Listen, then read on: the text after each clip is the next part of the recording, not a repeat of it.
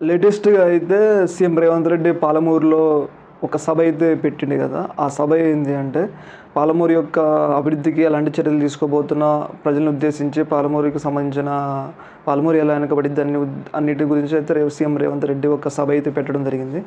ఈ సభ పెట్టినప్పుడైతే సీఎం రేవంత్ రెడ్డి తీవ్రంగా కొంచెం హార్ష్ పదజాలంతో విరుచుకుపడడం జరిగింది. అటు కేటీఆర్ మరియు ఇతర ప్రతిపక్ష నాయకుల మీద.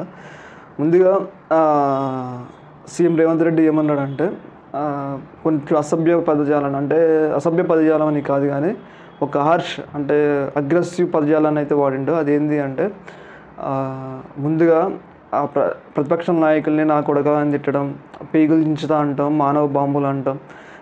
ఇలాంటి వర్డ్స్ అయితే వాడిండు. ఒక సీఎం స్థాయిలో, ఒక తెలంగాణకి రిప్రజెంట్ చేసి ఒక సీఎం స్థాయిలో ఉండి ఇలాంటి వర్డ్స్ వాడడం ఏందని చెప్పేసి అటు ప్రతిపక్ష నాయకులు తీవ్రంగా సీఎం రేవంత్ రెడ్డి మీద విరుచుకుపడుతున్నారు. అలాగే సీఎం రేవంత్ రెడ్డి ఇలాంటి భాష వాడితే తెలంగాణ యొక్క పరువుని కించపరుస్తుందని, మరియు ఒక సీఎం లాంటి ఉన్న వ్యక్తి జేబులో కత్తిర్లు పెట్టుకొని తిరిగి పేగులు చీల్చుతా అని రకరకాలమైన వర్డ్స్ అంటే ఒక సీఎం స్థాయిలో ఉన్న వ్యక్తి ఇలాంటి వర్డ్స్ వాడటం ఎలాంటి మంచి పరిణామం కాదని అయితే అటు బీఆర్ఎస్కి సంబంధించిన కేటీఆర్ మరియు ఇతర హరీష్ రావు లాంటి వ్యక్తులు అయితే సీఎం రేవంత్ రెడ్డి మీద విరుచుకుపడుతున్నారు.